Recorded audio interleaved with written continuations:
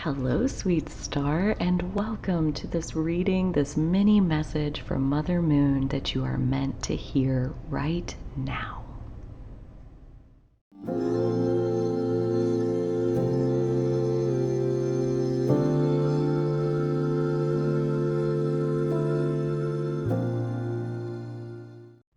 For these mini messages, we are going to create 3 different ones. And they will have 3 different, there's the first one, they will have 3 different oracle cards and will be straight to the point on what is it that you're ready to hear right now. And last but not least,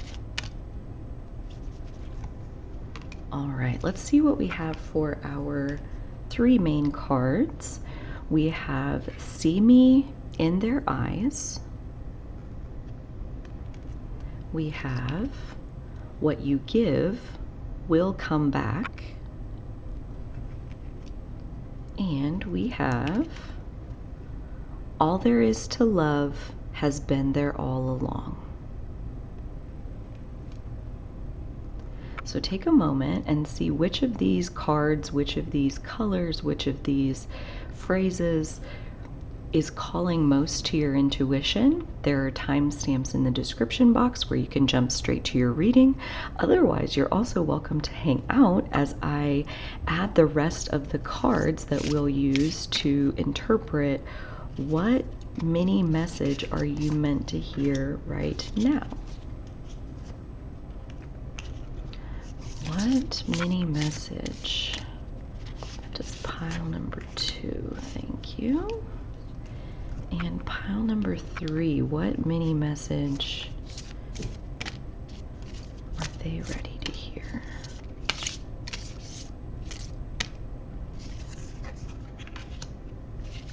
All right.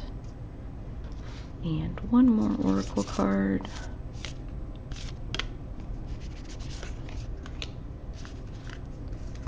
What mini message for pile number 2? Oh my gosh. Just put that one there.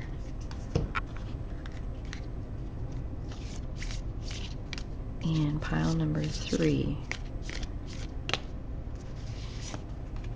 All right, so here are our 3 mini messages. Pile number 1 is See Me in Their Eyes. Pile number 2, What You Give Will Come Back. And pile number 3, All There Is to Love Has Been There All Along. I will see you in your reading. Hi, pile number 1. Welcome to your reading. You have chosen this lovely card, See Me in Their Eyes. And let's see what further message it has for us on the back here. Whenever conferring with another, either face to face or across the miles, whether a human being, departed spirit, or sentient tree, always speak to the highest within them. It makes such a difference. Amen, the universe. P.S. Yeah, as if some trees weren't sentient. Glad you got that. I didn't catch that. Did you catch that? Maybe you did. I did not. We have cat hairs for good luck, just letting you know. Always speak to the highest within them. It makes such a difference. See me in their eyes.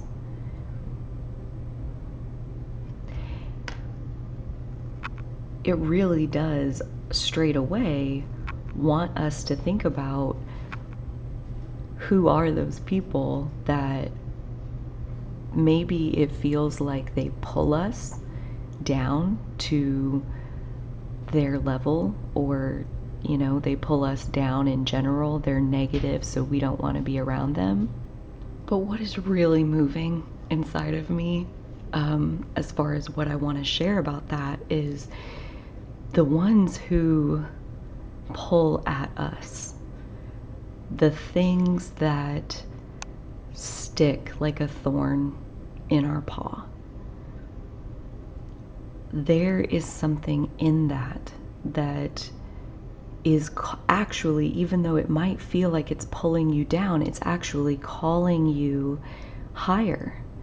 It's calling you into an even more present, loving space. It's calling you even more deeply into merging with your own expanded self, who is always loving, who is existing in the land beyond, the space beyond the physical and all of the restrictions that that represents. And the other piece of this that is very loud and clear from Mother Moon is not being able to love them, you know, like feeling like I don't want to be around their negativity, or feeling like you're judging them. That is not bad. That does not make you bad. And if anything, again, you can see the opportunity in how much the energy is repelling you from them. The force of that repulsion is not an accident. There's an equal force within you that is wanting to remain unconscious of something. Wow, that's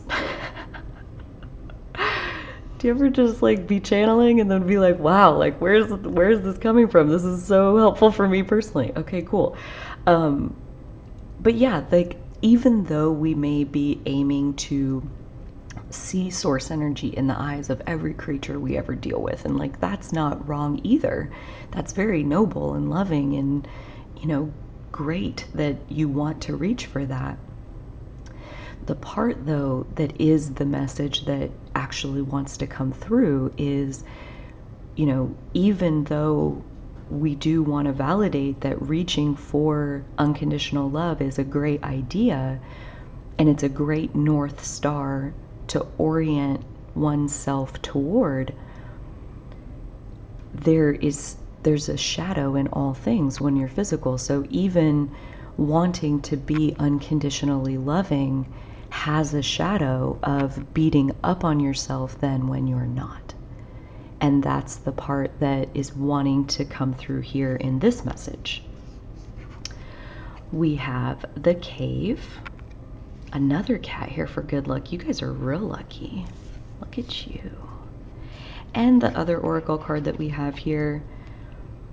This card came out in the very first reading I ever did on the channel. So I am going to link to the reading I did on this card. It was very powerful. It was like a whole growth edge that I had to go through to be able to deliver this message.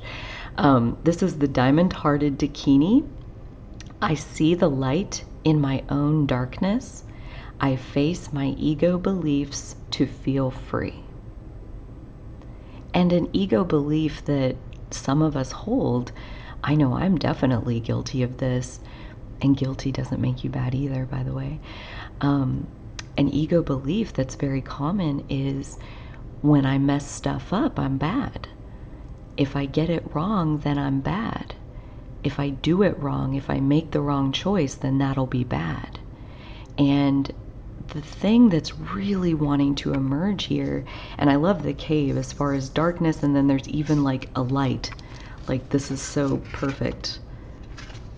Like I see the light in my own darkness, and like the Cave, like you go into the darkness and like that's where you actually find your light. Like this is a very cohesive message that there is something in your shadow that like, ooh, this is another good piece as far as the core takeaway of what is wanting to come through right now in this mini message is the shadow is not there to fix. It's not there to fix.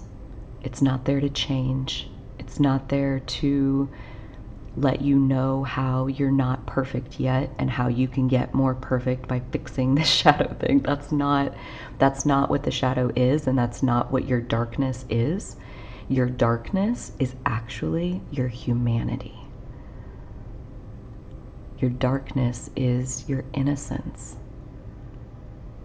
the soft animal body that is the creature that is you. Your darkness is your humanity. Your light is the interconnection that we will always have with our expanded self. We are never separate from non-physical energy, source energy. We are extensions of that energy into the physical.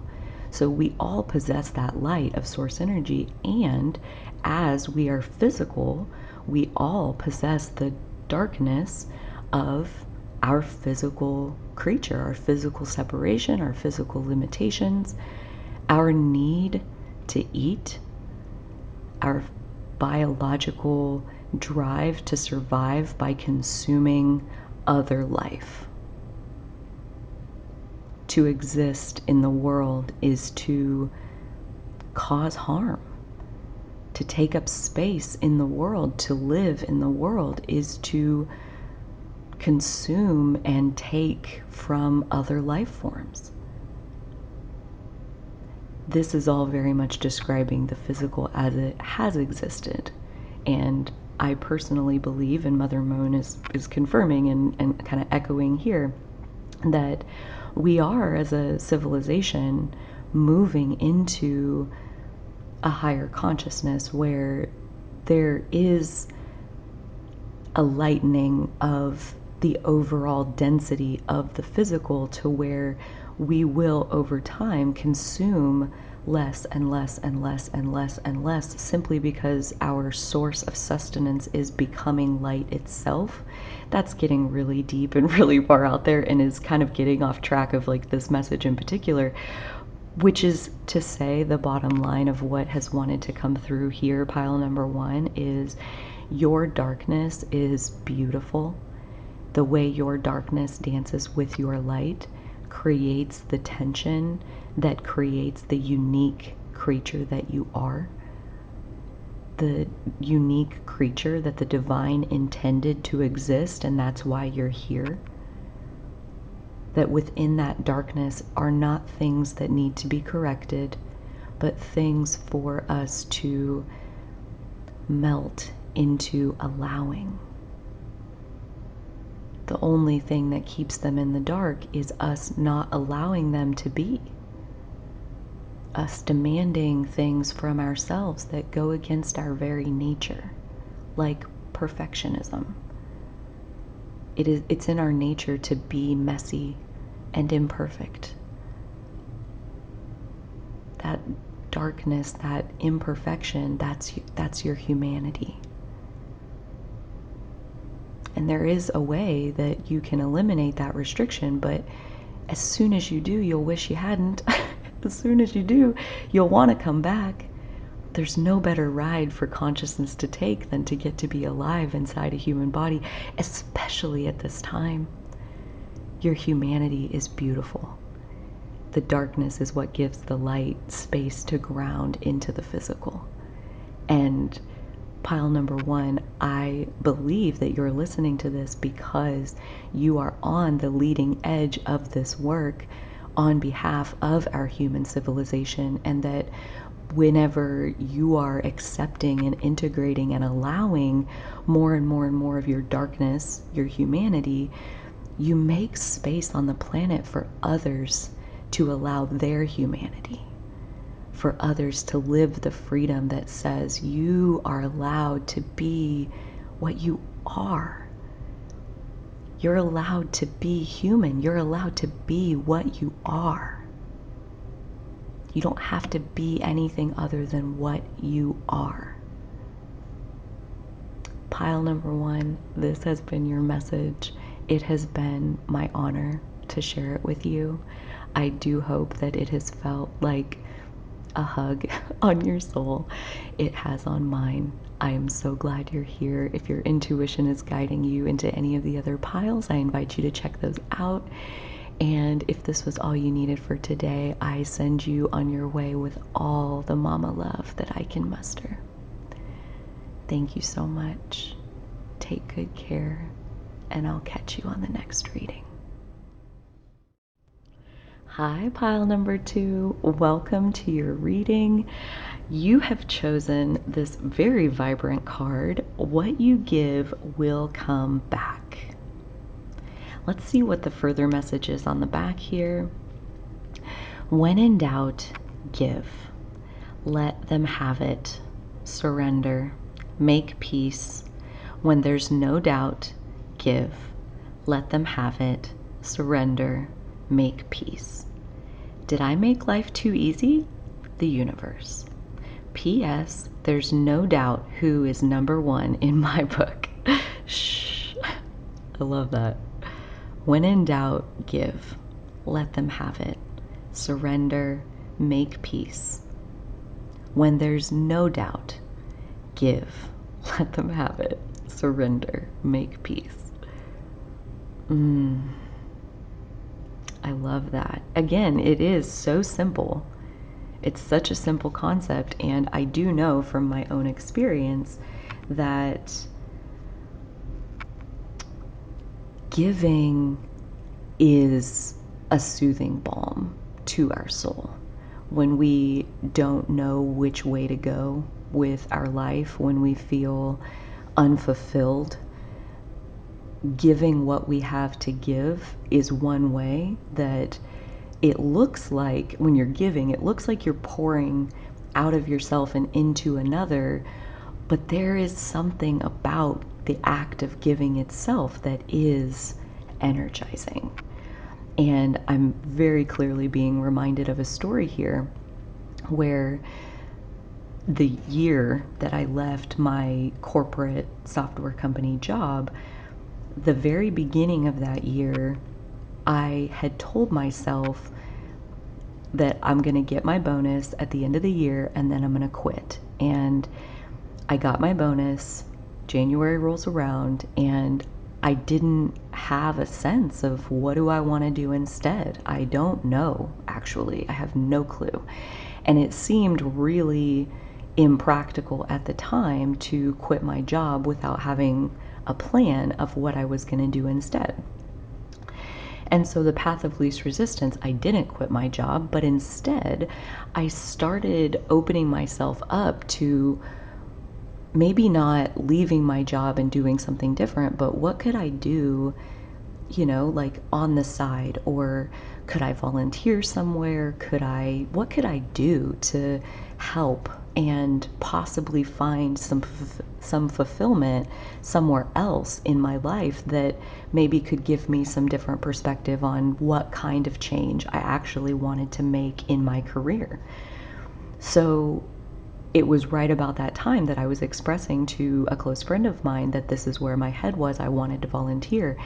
And he shared with me the significant impact his ESL teacher had on him. ESL stands for English as a Second Language.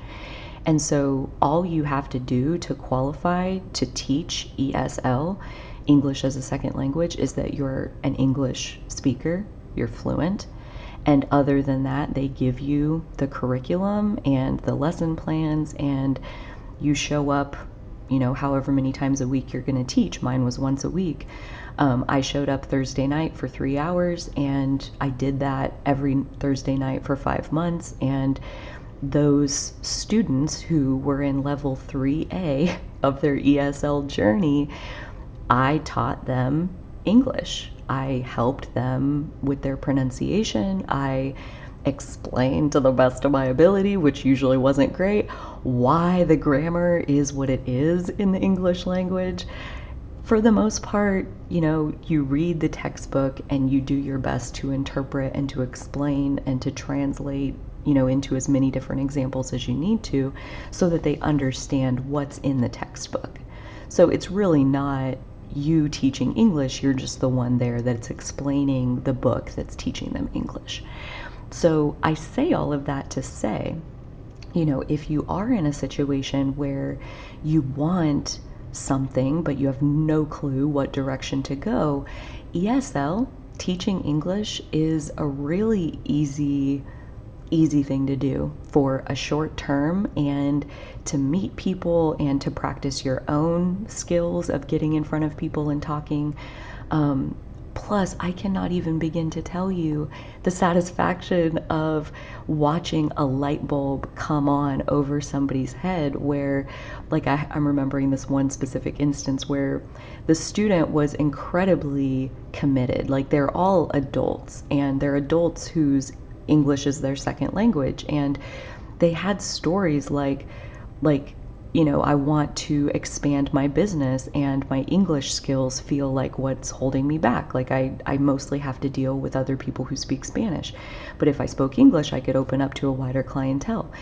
There was a woman who was like 80 years old and already spoke 4 other languages, just not English, but her great grandchildren only spoke English. And so in order to talk to her great grandchildren, she needed to learn English. So that's why she was there. So these are the people who I met in that experience. And to tell you the level of fulfillment that it gave me, the level of satisfaction, I didn't get paid. It was completely volunteer. It was a donation of my time to these people, and then they got to take those classes for free as well. And so they got to better themselves for free. They just had to spend their time. I just had to give my time and help them learn the language that I've been speaking since, 30 some years ago. So I think all of that is delivering this message that maybe you have more to give than you were previously giving yourself credit for. Or that maybe there's some kind of way that is a complete step outside of where you've currently been applying your efforts that is actually your next step. And maybe this helps to stretch your expectations of like where that next step is going to come from. Let's see what other cards we have here. We have the Mountain and the Saint of Spoken Words. Every word I say becomes a prayer. I am the author of my own story. The Saint of Spoken Words. So this feels like an encouragement to, one, turn inward a certain amount, and also to kind of zoom out to this bigger picture. Like I'm seeing kind of the view from the mountaintop where you can look down and see the 30,000 foot view of your life and your story. And this mini message is very much reminding you that you are the author of that story, and what do you want it to be? It can be anything you want. If you want to be of service, if you want to have more fun, if you want to give, if you want to find satisfaction, if you want to channel your passion, if whatever it whatever it is that you want, I would encourage you, based on this message and what it's giving us here, I would encourage you to get really specific about what it is that you want and figure out, kind of like the, Gandhi's words, like be the change you want to see in the world. What you give will come back. Everything that you put into the world comes back as a tidal wave onto you. So rather than waiting to see, what is life going to bring me next, like rather than being in that passive passenger seat of what is life going to bring to me next, get in the driver's seat and take a hold of the steering wheel. And what is it that you want? Where do you want to go? What pieces of your life feel like you wish they were more? Maybe these are some questions to help get you thinking, but ultimately the answer is inside of you. Ultimately, you and your own internal guidance, the light that shines from within, is where those answers are going to be able to be found. So turning in and possibly zooming out to the bigger picture of what has your life been so far, where are you currently here today, and where do you want to go next? You have the power to decide what it is that you want in your life and then move forward in creating that. That being said, there is a video that I'm going to link below your pile that I would like to recommend as far as helping you to wrap your mind around what tools do you have in your toolbox that possibly you could be giving in service of your community. So this toolbox inventory of all of these different drawers on your energetic toolbox, and it's a bit of a journaling exercise where you can take some time to build your awareness of what tools do you have at your disposal, and even taking that a step further, asking yourself, which of these tools am I really comfortable with? Which of these tools would I need to practice more before I would be ready to give it to anybody else? You know, probably each tool has its own backstory, that even just digging into what resources do you have? Because I think you have more to give than you're currently giving yourself credit for. I do believe that is your mini message here today, pile number 2. I do hope it's helpful, and I would love to hear from you in the comments on the toolbox inventory video on my other channel if that's helpful. I love creating interactive exercises that help to build self-awareness, so I would always be open to your feedback on any of the things that I put out there. If you liked your reading, please give it a thumbs up. Feel free to subscribe to my channel so that you never miss one of these readings. If your intuition is calling you into either of the other piles, those timestamps are in the description.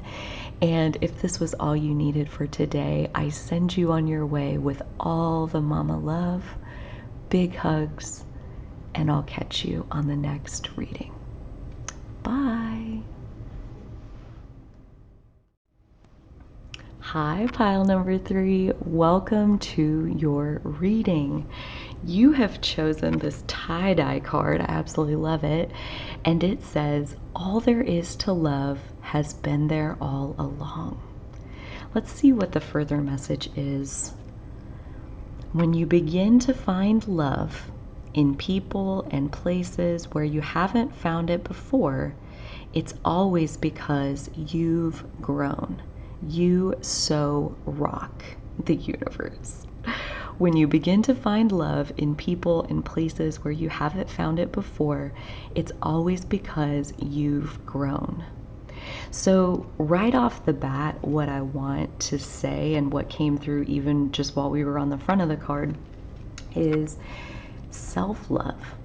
When you begin to find more capacity to love yourself, I feel like this is something that I heard people talking about with self-love and couldn't wrap my mind around it until I experienced it for myself. It's like when you unlock self-love, you do see how it was in there the whole time. It was in there the whole time. You just weren't allowing yourself to see it. And maybe it wasn't even that you weren't allowing yourself to see it so much as, like, you know, like the innocence of growth, basically, the innocence of the toddler can't see over the counter. The toddler's not tall enough to see on top of the counter, and when the toddler grows, seeing on top of the counter is natural, and the top of the counter has been there the whole time. So I'm not calling anybody a toddler, but I am saying there's an innocence in coming in and being in a stage of growth where you can't see love. You can't see self-love. You can't see loving another person or an unfortunate event in the world or some kind of tragedy.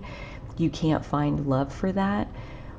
Possibly this zooming out perspective of there's an innocence in not being tall enough to find love in whatever situation you're standing beside.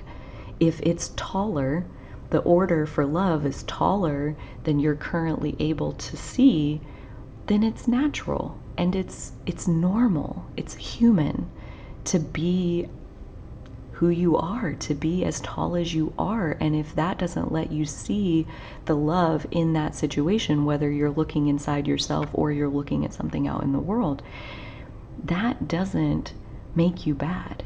It makes you human. It makes you innocent. And The thing about it is that when we bump up against something that we can't love, I personally believe, and this is what Mother Moon is sending through into your pile, your mini message here today. When you bump into something that you can't love, it's more than you're able to love, again, whether that's inside of you or out in the world, that's because you are capable of growing that distance. You're capable and you're ready to be that tall. That's why you're seeing this. And so I feel like there's like a couple different ways that people do react to that moment of, I can't love this. First is they fake it. They pretend like they're that tall and they talk like they can see what is up here. But all that's doing is sidestepping and delaying them from actually doing the work to get that tall. So that's number one. We can fake it, and that's not bad. Faking it doesn't make you bad. It's just one option in terms of how are you going to choose to handle this situation where it's a taller order of love than you're currently able to reach. The next way that some people respond is to beat up on themselves and withdraw because I can't love this. So they kind of effectively give up, like just walk away, like that thing is unlovable. That's not lovable and it's bad, and make this the bad guy, and then I give up trying to love it. And that's another way that we can respond, and that doesn't make you bad either. This is also so normal. First option, second option, everything is normal. The third option is probably the hardest option, and again, it's normal and it's innocent to not instantly reach for the third option, because the third option requires that you lean into the thing that you don't love and you let it come into you, and you see, and this doesn't have to do with like a physical other person at all, and again, it could very well be about yourself. So like, let's even just say that you made a mistake, you messed something up, and that is the part that you're having a hard time loving about yourself. And in that leaning into it example, leaning into examining that wound and having compassion for the pain that it does hurt when I mess up and I'm mad at myself, that's painful. And that's not for me to fix. That's not for me to figure out how to make it stop as fast as possible. It's for me to bring the love to that. Love the unlovable. It stretches. It grows. It's like trying to set a personal best when you're, it reminds me of like when you did the thing in grade school where they had you like measure your reach, and you had to like reach and see how far can you reach. And when we bump up against something about ourselves that's unlovable, that's a growth edge. That's an invitation into the next level of being able to love yourself, of being comfortable inside your own skin. And I'm getting the sense that right now you're bumping into something that you're having a hard time loving about yourself. And the main message that I'm hearing so far is that doesn't mean it's not lovable. That is a reflection of the limits of your human capacity at this time. And not even that is a reflection of the limits of your human capacity total. It's just for right now, because we humans are malleable. We're very flexible. We're very adaptive. So when we bump up against an edge, when we see like, I can only see right here and I really want to see up here, it pushes us to grow if you let it. And then you can see up here, and now every time you hit something that is this level of unlovable, you have the love to cover it. You have the resources to love it. And then what's going to happen is you're going to find something that goes up again, that it's this unlovable. And even that thing isn't unlovable. It's just a matter of becoming big enough to love it. So let's see what other oracle cards we have here. The Flame.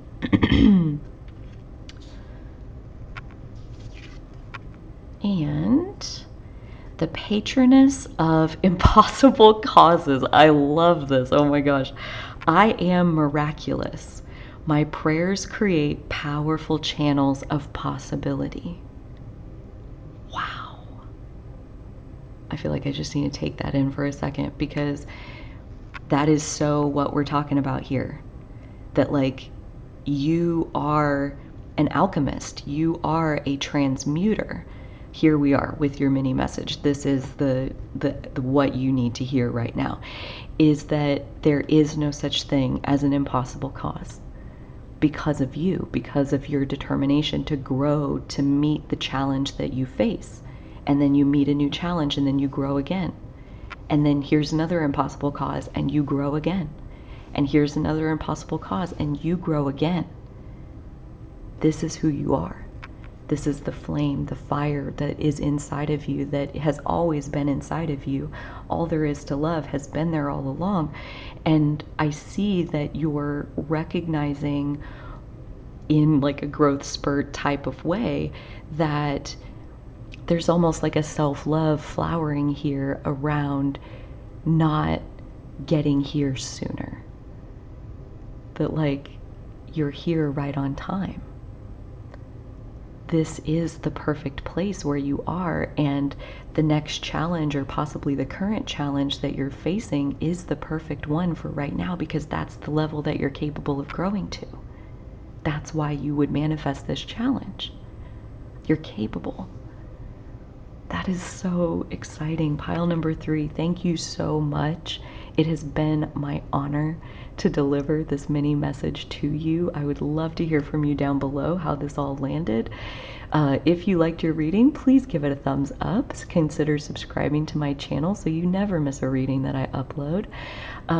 If your intuition is guiding you to check out one of the other piles, or possibly either any of the links that are down in the description along with each pile's timestamp, I do encourage you to go check that out as your intuition is guiding you. And if this is all you needed for today, I send you on your way with all the mama love. Thank you, pile number 3. Take such good care, and I will catch you on the next reading.